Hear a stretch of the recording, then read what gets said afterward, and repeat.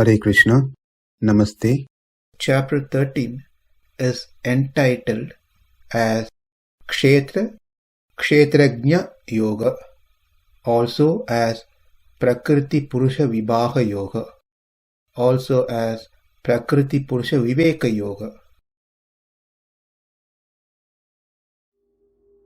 Sloka 16. Bahir antaś bhūtānām acaraṁ carameva ca sūkṣmatvāt avijñeyaṁ dūra-sthaṁ cāntike ca tat. That bhūtānām, of all living entities, bahih, outside, antaś, inside, caram, moving, acaraṁ cha, not moving, eva, also, sūkṣmatvāt, being very subtle, avijñeyaṁ, unknowable, not well comprehended, dūra-sthaṁ, far away, especially for those who do not possess those 20 qualities. Tad cāntike cha, that very thing is near to those having these qualities. Translation: the Supreme Truth exists outside and inside of all living beings, the moving and the non-moving. Because he is subtle, he is beyond the power of the material senses to see or to know. Although far, far away, he is also near to all. In the 14th sloka, we learned that how the Supreme Lord is everywhere. And then in the 15th sloka, we learned that he doesn't require senses like us to function. Having those senses also is not going to restrict him like how our senses are restricted. He can still function the way he functions without any restriction, being everywhere. On the same line, it's further explained how the Lord is present inside and outside of all the living entities.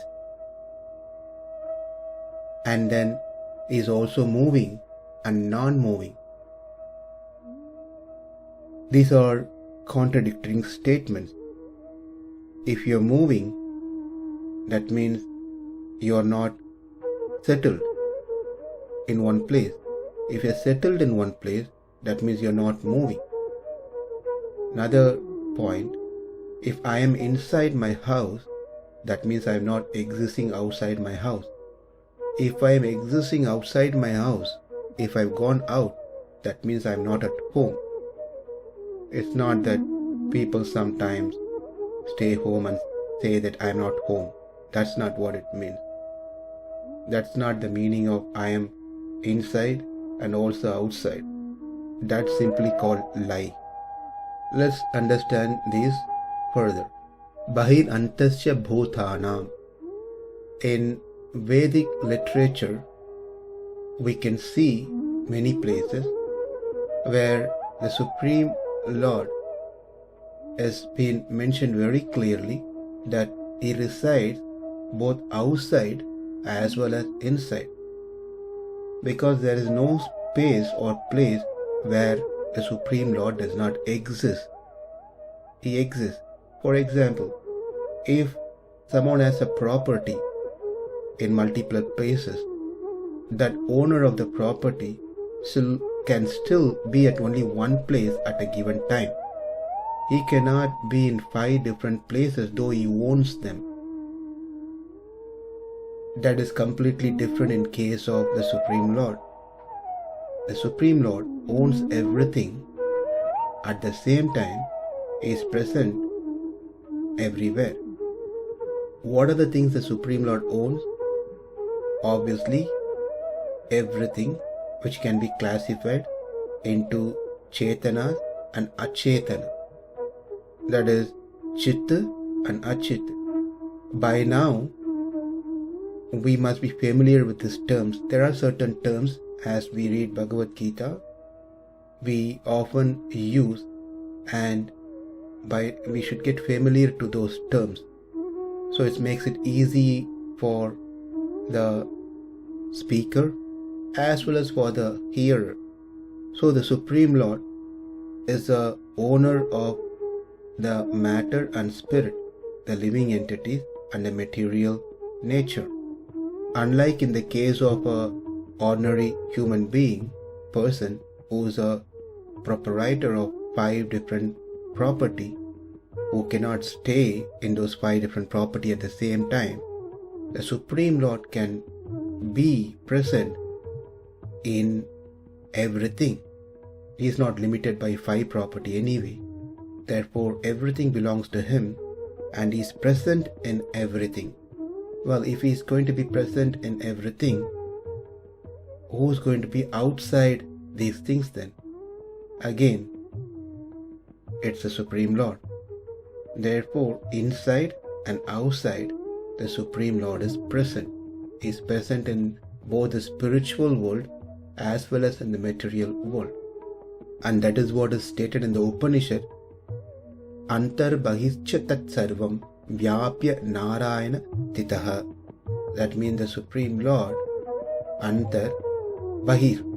The same thing that we can see what is being used by Krishna.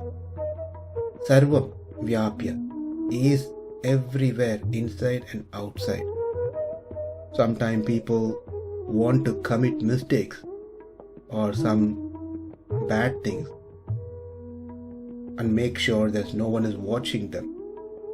They have to be very careful with this sloka where Krishna says, I am everywhere. There is no space or place where I am not present. The Supreme Lord is present within that person who is desiring to commit some mistake, and also the Supreme Lord is present outside that person. So there's not one place where a person can go and hide himself where no one is watching. It is the Supreme Lord who is always watching us, each and every activity. The way that he is watching us is quite interesting, both inside and outside, which means we better be careful in our activities that we perform. Next, acaraṁ, caram evacha, meaning he does not move. Acaraṁ, caram, he moves. Say for example, if someone is really a hefty person, big person, and is occupying some space, and there are 2-3 chairs which this person has already occupied, which means no one can come in, or he cannot move to another chair or another place because there's no any chance for him to move. If at all he moves, then this space is going to be empty.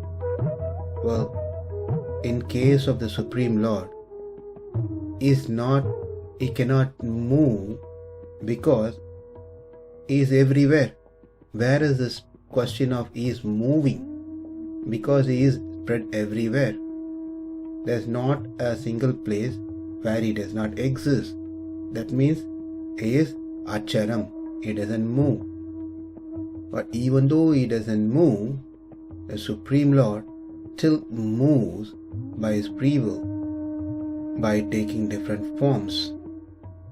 Next point are sūkṣmatvāt tat avijñeyaṁ, meaning how is that he is able to do these things is because he is subtler than anything else. Because he is subtle, he is beyond the power of material senses to see or to know. It is not possible for one to use their senses to understand or see him, because he is sūkṣmatvāt, he is subtle.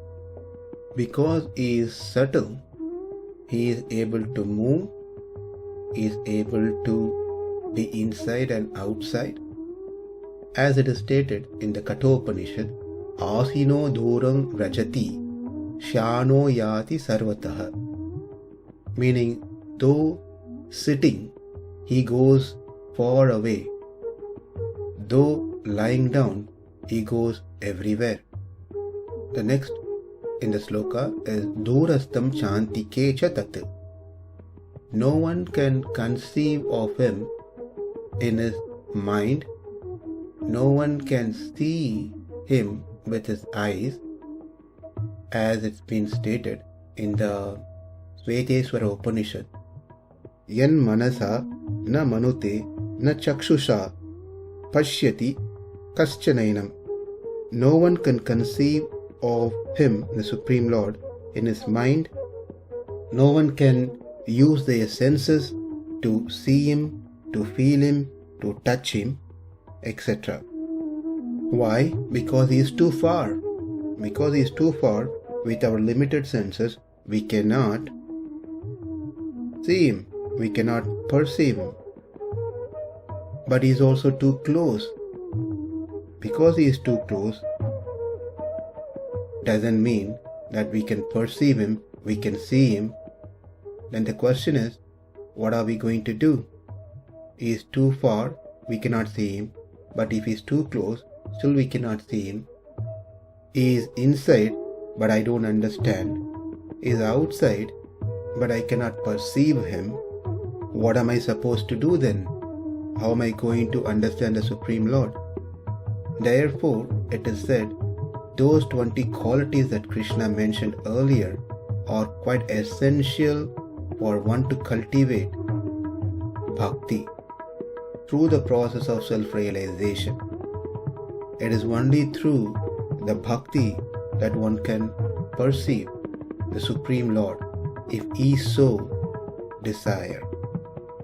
Because there are statements in the Upanishad which say that he can be seen by the mind.